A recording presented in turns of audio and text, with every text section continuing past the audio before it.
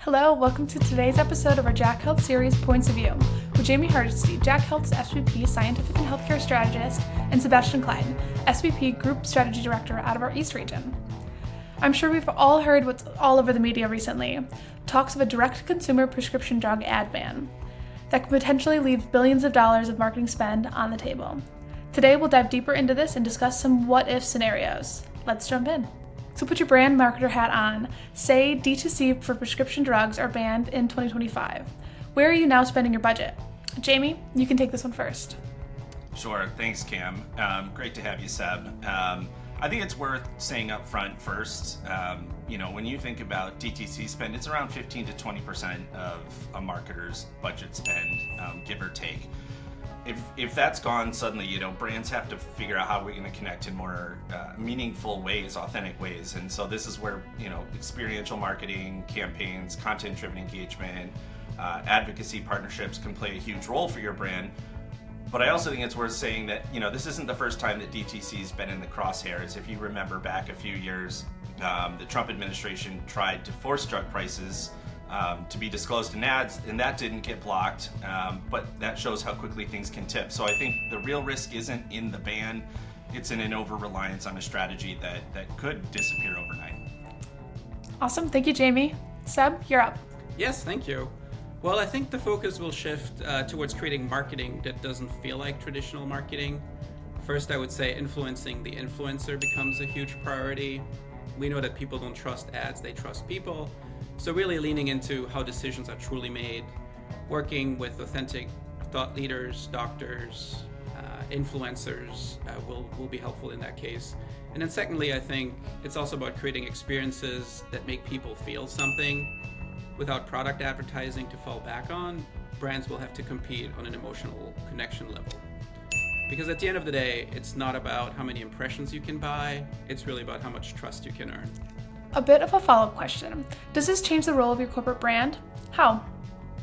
I wouldn't say the corporate brand's role changes much. It's still about portraying the company's purpose and values, but the stakes are so much higher because your product ads are no longer carrying the heavy load.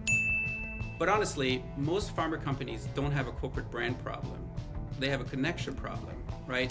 People recognize their logos, but do they know what the brands stand for? Do they even care? So to me, the most successful corporate brands are what I would call connection brands. They don't just rely on repetition or recognition. They're remembered because they stand for something that actually matters to the people. They don't just talk about values, they live them. And they do that in ways that align with how people live their lives. Jamey, you're up. The role that the corporate, reputation would then play, and should play anyway, is that it's really the new demand generator. So instead of pushing products and features, you're going to have to build those relationships through efforts like education, access initiatives, and in the actions that you actually take. So I'd expect to see more disease awareness campaigns, unbranded storytelling, social impact programs that sort of show like, hey, we're doing the things we say. Because without DTC, pharma really, it's not just about, having a new ad strategy, it's that you're going to have to own those conversations in ways that they historically haven't. So let's say this ban does not go through. Do you and your team still reevaluate how much spend is going towards D2C product ads? This is going to be a hot take that might ruffle some feathers, but in my opinion, DTC ads already are a dinosaur. People don't trust them. Younger audiences aren't watching them, they're not seeing them, and really in the last few years, I think social platforms have rewritten the playbook. So pharma should be rethinking DTC, and not because there's a potential ban, but because it's those formats are already losing relevance in a shifting marketing landscape. So, the TV DTC space hasn't evolved fast enough, and so brands have really over relied on it, and it's creating some challenges and opportunities for brands that are really willing to step into that, more short form, interactive, influencer driven content. Seb? Yeah, I would agree with you, Jamey, but I would push it a little further. I think that brands are already doing it, right? Or at least I hope they are, because they very much understand that people are no longer sitting through TV spots. They're skipping and swiping and scrolling and tuning ads out completely. So really spending more money against those tactics isn't a great longer future forward strategy. And I would agree with you that people want to be engaged, right? They don't want to be advertised to. And they trust their communities, influencers, and peers way more than they trust the brand that's trying to sell them something. This is where brands need to diversify and think bigger. Invest in things like brand acts that prove the brand promise, support health literacy, empower communities, and create these participatory moments that pull people in. In my mind, it's really shifting from interruption to immersion.